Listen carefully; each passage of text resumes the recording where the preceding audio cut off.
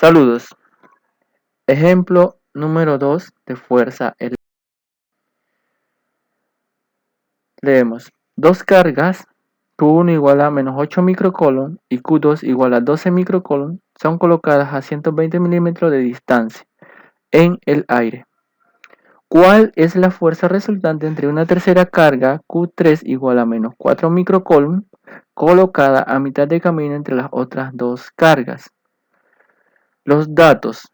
Carga 1 igual a menos 8 microcoulomb, carga 2 igual a 12 microcoulomb, carga 3 igual a menos 4 microcoulomb.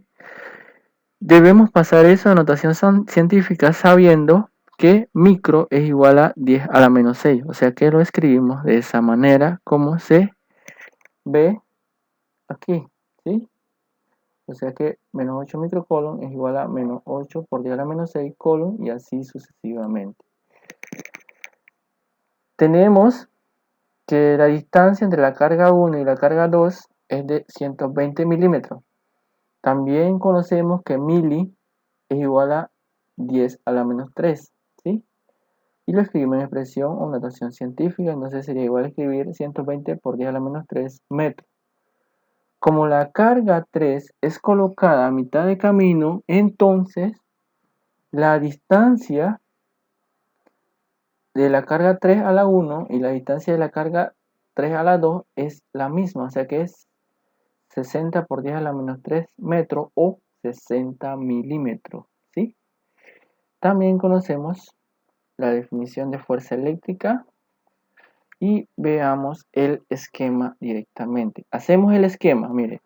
Lo primero que se hace es colocar la carga 1 y la carga 2. Es lo primero que me dice el problema, que están a 120 milímetros de distancia, ¿sí? Están a 120 milímetros.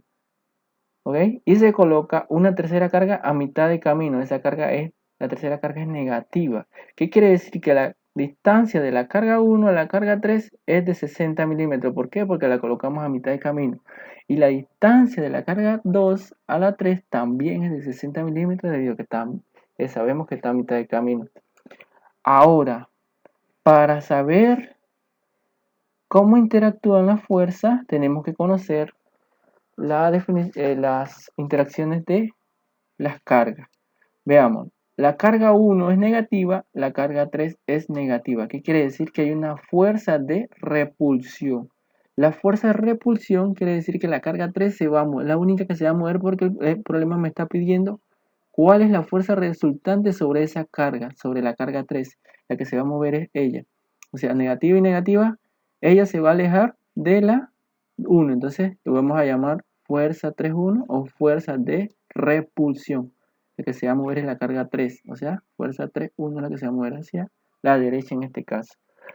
En el caso de la carga 3, la interacción de la carga 3 con la carga 2, como la carga 3 es negativa y la carga 2 es positiva, entonces hay una fuerza de atracción.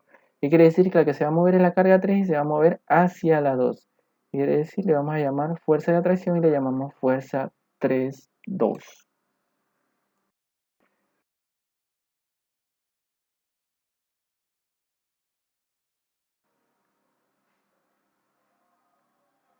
Veamos los cálculos. Veamos ahora, aquí de nuevo le escribí el esquema para que se guiara. Le pasé el esquema para que se guiara. Entonces, recuerden que hay dos fuerzas que interactúan. La fuerza de repulsión entre la carga 1 y la carga 3 y la fuerza de atracción de la carga 3 con la 2. Quiere decir que tenemos que realizar esos cálculos. Entonces, el cálculo lo escribimos de esta manera según la definición de fuerza. Fuerza 3,1 o fuerza de repulsión, escribimos carga, la constante K por Q3 o la carga 3 por la carga 1 entre la distancia de esas dos cargas, la carga 3, 1 elevado al cuadrado. ¿Qué realizamos? Sabemos que K vale 9 por 10 a la 9 newton metros cuadrados entre coulomb cuadrado. El valor de la carga, que lo tenemos en los datos o en el problema, menos 4 por 10 a la menos 6 coulomb. El valor de la carga 3, el valor de la carga 1 es menos 8 por 10 a la menos 6 coulomb entre la distancia de esas dos cargas, que es 60 por 10 a la menos 3 metros elevada al cuadrado. Realizando o introduciendo todos esos valores en la calculadora, esa fuerza nos dio 80 newton. Para la fuerza 3.2 o fuerza de atracción, también escribimos la misma expresión, solamente van a variar solo los numeritos o el valor de las cargas. En este caso la carga 3 está en la misma posición, entonces colocamos fuerza 3.2 es igual a K por Q3 o a carga 3 por la carga 2 entre la distancia de esas dos cargas elevado al cuadrado. El valor de K, que es la constante, el valor de la carga 3, que es menos 4 por 10 a la menos 6K, y el valor de la carga 2, que es menos 12 por 10 a la menos 6 coulomb, entre la distancia de esas dos cargas, que en este caso es la misma que la anterior, 60 por 10 a la menos 3 metros elevado al cuadrado. Realizamos o introducimos todos esos valores dentro de la calculadora, utilizando bien los paréntesis, y esa fuerza 3.2 nos dio 120 newton.